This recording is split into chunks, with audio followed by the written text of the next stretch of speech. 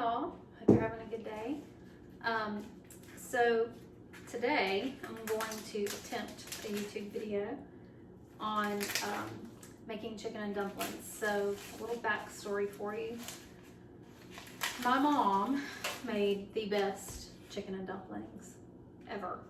My cousin Joyce and I, when we were little, we would beg her for them. It was like my most favorite meal that my mom ever made.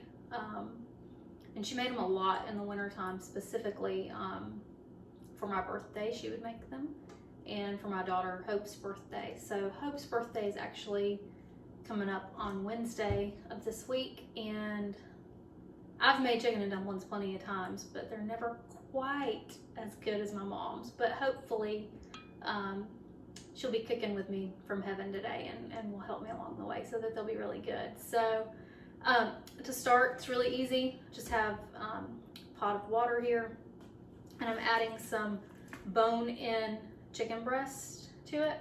So don't try to use boneless. It's not as good because you gotta have that bone in there. It just adds something to the broth that you're gonna use. So trust me when I say bone in with the skin chicken breast. Put them in the water. I'm gonna wash my hands real quick.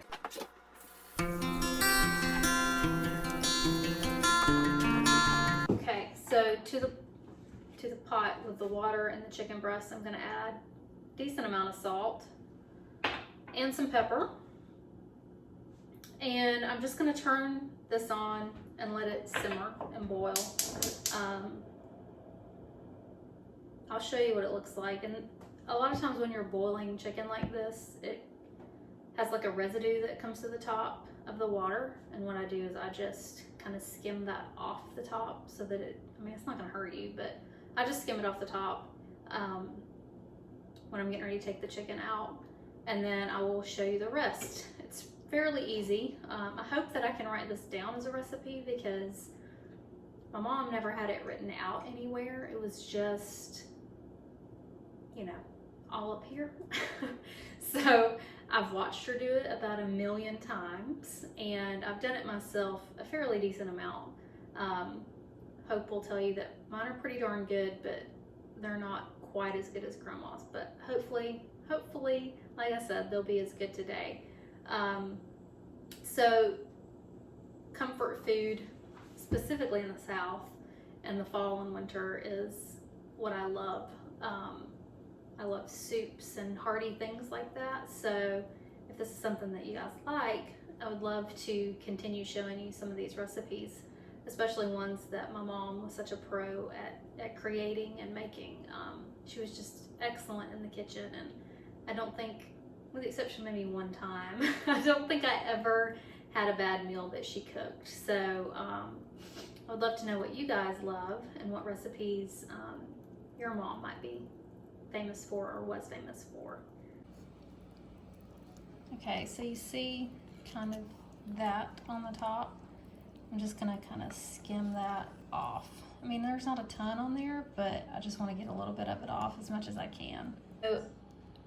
So I have the chicken that I just took out of the broth. I'm just gonna let it cool for a little bit, and then I'm gonna take the skin off and pull it off the bone in chunks for the chicken part of the chicken and dumplings. The broth is here. I've gotten the majority of that stuff out. I'll just continue to use a slotted spoon or something to get as much out of it as I can, but again, it's not gonna hurt you. Actually, I don't get all of it out probably. I just go with it because I think it just adds to the flavor. Okay, so the chicken cooked. I pulled it all off the bone. It's all right here. And in the pot, I still have the broth.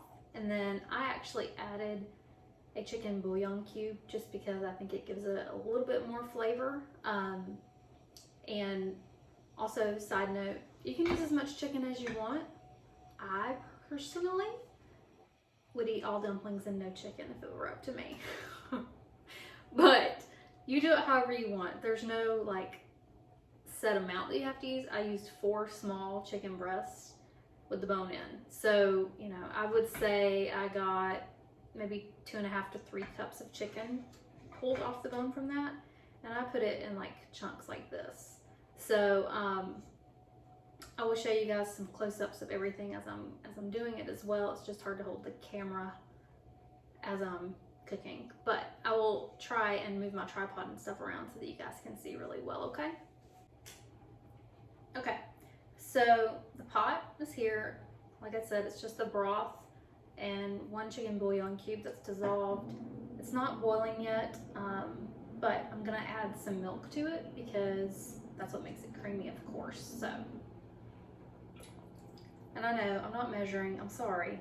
I would say 2.5 to 3 cups of milk. I'm sorry, my mom never measured anything, and so, I mean, not for this. So it's hard for me because I just know what it looks like or what it's supposed to look like. But I will show you guys a close up, and I will kind of re-pour and measure and do the best that I can as far as estimates go.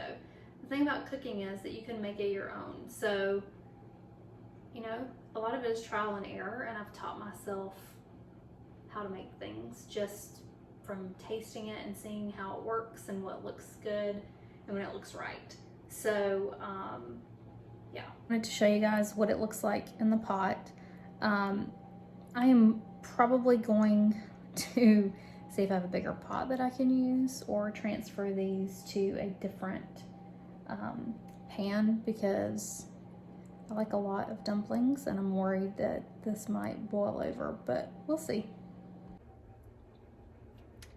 So I moved to this counter just because I thought it would be easier as I'm making the dumplings. So you won't see my face, which is totally fine with y'all, I'm sure.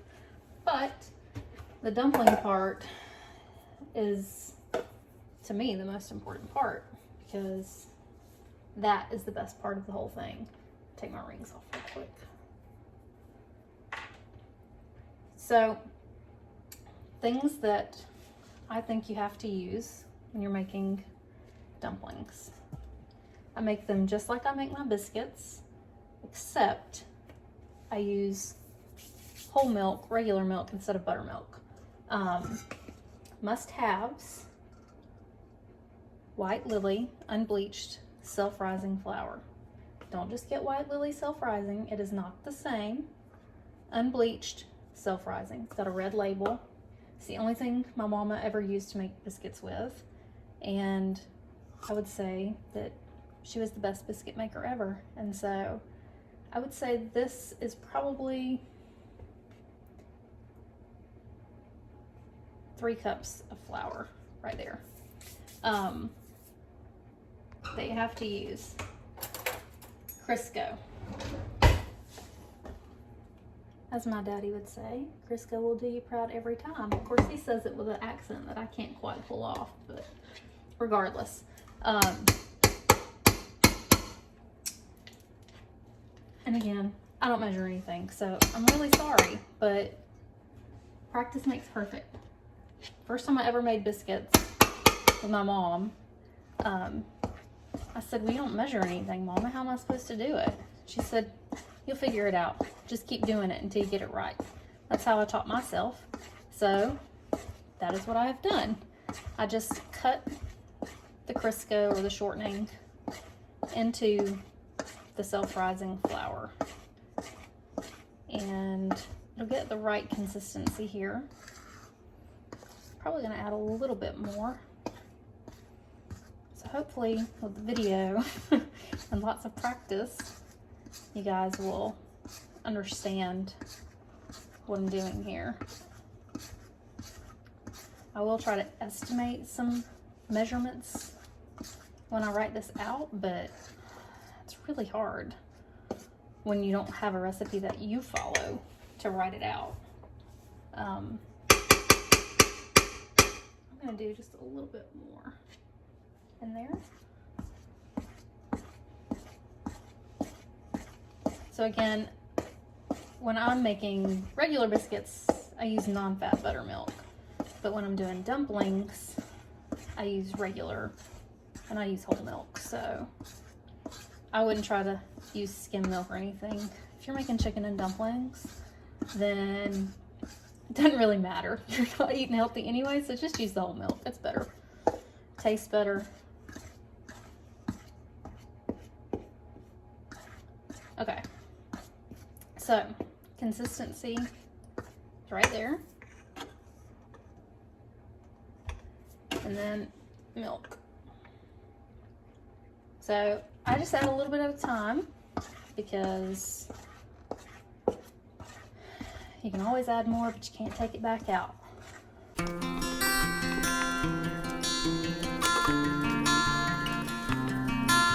Now, I keep my flour in a container, and then I got a flour sack long time ago and have been having it in there for years. That's the way my mama did it, so that's the way I do it too. And it works well because you can roll your biscuits out right there. Now my granny, she made her biscuits in a wooden bowl, and I love that bowl. So cool to watch her make it because she just, I don't even know how to describe it, but if you've ever seen it done, you'll know exactly what it is. Okay, so that is about right for the dumpling dough. And I am going to just flour this cloth a little more, just so that things don't stick really bad. And put the dough right there.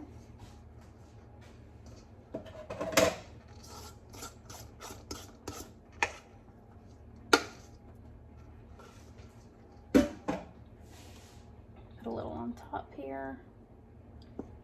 And this is where you just knead it and roll it out. Now,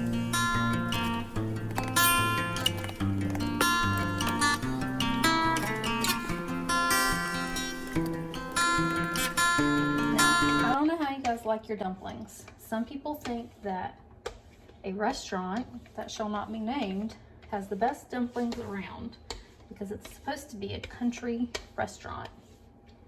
I can't stand their dumplings, and if I eat them, I think they're horrible because they're hard and they just don't taste right, so I don't like them. So as you can see, hopefully the dough is all rolled out, and I would say it's not super thick. And then take a knife and just cut it in strips. I'm just gonna put some flour on there.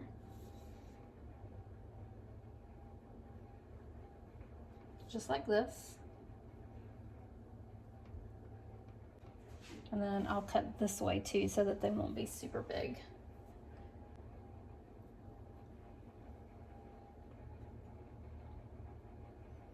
And like I said, I like a lot of dumplings.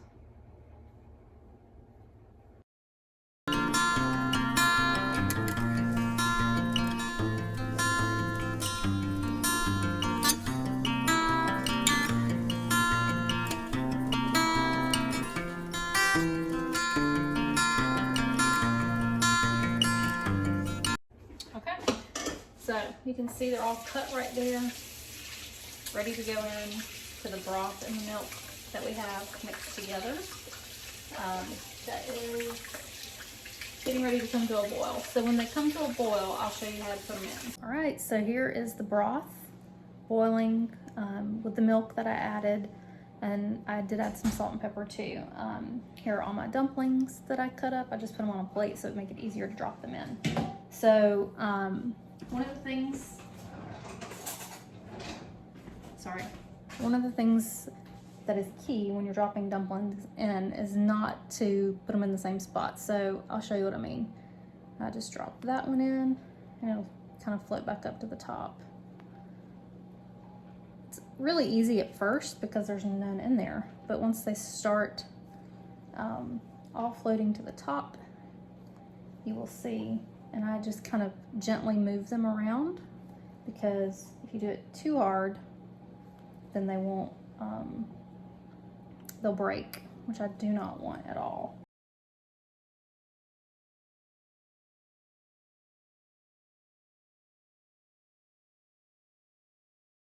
Okay, so you see how they're all kind of at the top?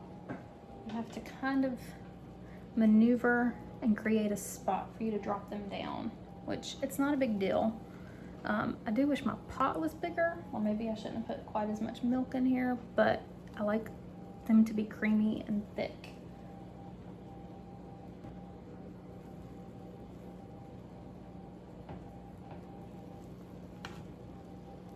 They will eventually go down as they cook. And I'm gonna move these before I add the chicken to them to a different pot, just because it'll make life easier. Since it looks like these are gonna boil over. They're not, don't worry. I say as it boils over.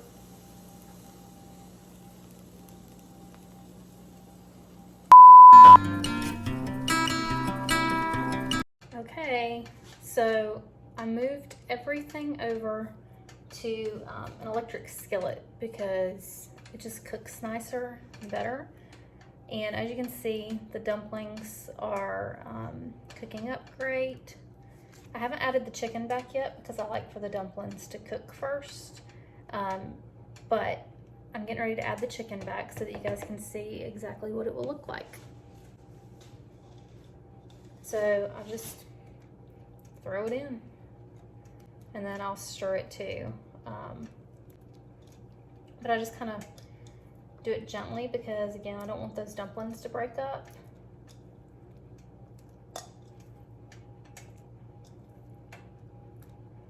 And honestly, I may not even add all the chicken. I'm gonna have to see what the ratio is. And I might add more dumplings, it just depends. But right now I think there's a good amount in here. And the longer this simmers, it's obviously gonna thicken up some more. So I think that's probably the way I like it as far as ratio goes. I am not a huge chicken fan in my chicken and dumplings. I know I'm a weirdo, but I just really like the dumpling part. So that's probably about all I'm gonna add, but if you really love the chicken part more than the dumplings, then certainly you can add as much as you want. That's what I say, you make it your own thing.